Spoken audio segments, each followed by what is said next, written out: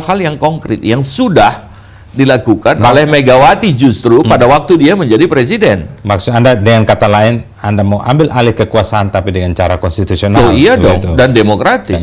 Sebab apa yang akan dilakukan menangani ini bukan hal baru. Sudah dilakukan oleh Megawati dengan segala kelebihan dan kekurangan Megawati ketika itu. Sudah dilakukan pada 2001-2004. Saya kemukakan beberapa hal. Pertama, instruksi Presiden nomor 9 tahun 2002 tentang impor beras dan impor bahan pangan, itu kan rohnya kan kedaulatan pangan. Tapi mereka juga punya alibi bahwa di zaman pemerintahan Mega pun juga sama, ada impor beras juga dan sebagainya. Iya, tetapi kan menurun terus. Karena strateginya itu dengan Inpres 9 2002 adalah menurunkan impor dengan meningkatkan produksi dan kedaulatan pangan dan kesejahteraan petani. Tahun 2005 impor kita langsung meningkat. Sekarang semua meningkat dibanding 2001-2004. Dan selalu disampaikan bahwa pemerintahan ini lebih baik dari pemerintahan sebelumnya. Lah iya, tentu saja keberhasilan yang ditunjukkan dalam pidato kenegaraan itu. Tetapi kan kita juga harus menyatakan ini dengan kenyataan-kenyataan tuh. Kalau dalam pidato kan boleh saja. Tetapi apakah masyarakat memang merasakan bahwasanya kehidupannya lebih baik? Saya tidak yakin itu. Sebab kalau masyarakat memang menganggap bahwa kehidupannya lebih baik, saya tidak yakin bahwa hasil polling itu terus-menerus menurunkan tingkat approval daripada presiden. Apa jangan-jangan sudah ada kompromi-kompromi sedikit jadi menurut saya supaya tidak munculnya bareng-bareng. Menurut saya oposisi tidak muncul. Karena kalau melihat hasil survei misalnya, sejak 2006 sampai sekarang menurun terus. Apakah mungkin tingkat kepercayaan dan tingkat approval menurun terus padahal masyarakat merasa lebih puas?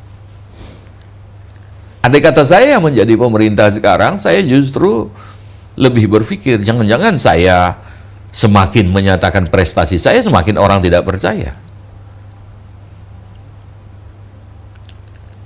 Yang lebih kita prihatinkan sebetulnya adalah bahwa jangan-jangan kita ini sedang mengembangkan satu pemerintahan yang mengandalkan diri kepada pembentukan persepsi, bukan kepada substansi daripada perkembangan dan kemajuan masyarakat kita. Dunia luar sangat senang pada ya, kalau dunia luar sangat senang, kenapa? Apa sebabnya mereka tidak mau investasi di sini? Jangan-jangan mereka senang itu hanya salam-salam saja. Saya tidak percaya Jepang senang, saya tidak percaya Amerika senang, karena investasinya tidak masuk di sini. Investasi siapa yang masuk sini sekarang? Besar-besaran? Enggak juga. Yang senang itu siapa? Dengan mengatakan kita negara terbesar ketiga di dunia, mana negara-negara demokrasi besar yang kemudian investasi di sini dan membantu kita? Ya. Mereka betul membantu tsunami, tapi itu kan bantuan kemanusiaan yang juga berlaku di mana saja. Invest mereka di sini? Enggak. Jangan-jangan kita menganggap orang senang karena kita bersalaman dengan mereka atau senyum pada kita. Tapi realitasnya mereka senang dan membantu melalui investasi, di mana buktinya? Oke, kita break. Pemirsa, menarik, tapi kita harus break untuk sesi akhir.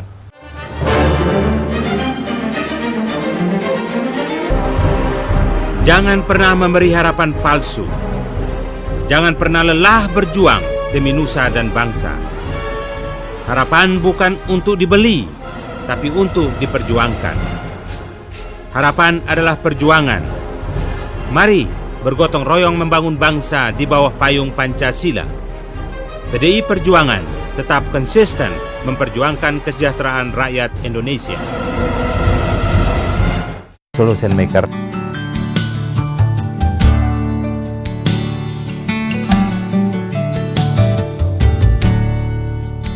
bersama Bapak Dr. Petrus Octavianus. Pertama dulu saya membangun untuk mencerdaskan bangsa. Tapi program ini sebenarnya untuk Tuhan dan sesama, melindungi Tuhan dan sesama.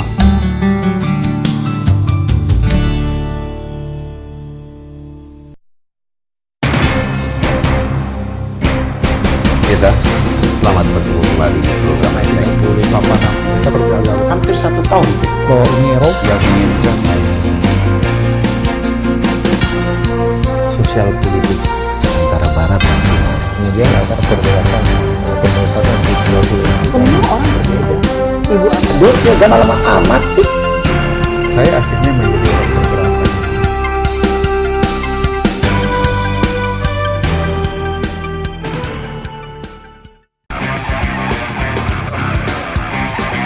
Corporate social responsibility, corporate social reputation, triple bottom line reporting. Among the jargons and the skill-developing regulations, there's confusion of what CSR is really all about. Make sure you catch our conversation with top corporate executives to have a look at CSR from their point of view. Exclusively on QTV. Go beyond the jargons, go beyond profits. Pemirsa, terima kasih Anda masih bersabar bersama kami untuk sesi akhir bersama Bang Sutradara Ginting dari fraksi PDI Perjuangan. Bang, saya ini memang melihat dari dulu Abang begitu konsisten melihat persoalan kemiskinan ini, masalah public service ini. Ya, pelayanan publik. Ini memang saya walaupun melihat keadaannya memang banyak, tapi kalau kita turun ke bawah memang begitu penderitaan. Kita bisa bicara dengan rakyat itu, bagaimana orang-orang datang ke Jakarta sini, peningkatan tukang minta-minta itu menjelang Lebaran makin lebih tinggi, ditangkapin pun dulu ditangkapin pada makin banyak, dan luar biasa ini. Nah ini persoalan yang sangat strategis dan sangat mendasar ya. Yang sekarang ditunggu adalah apa sikap oposisi, kembali lagi sikap fraksi oposisi yang sedang berhadapan dengan fraksi-fraksi pendukung pemerintah yang mayoritas di DPR. Apa fraksi PDI Perjuangan ini ada merasa kewalahan untuk melakukan satu gerakan menunjukkan oposisiannya? Sebelum itu ada hal kedua yang ingin saya kemukakan. Setelah persoalan kedaulatan pangan dengan Inpres 9 2002 itu.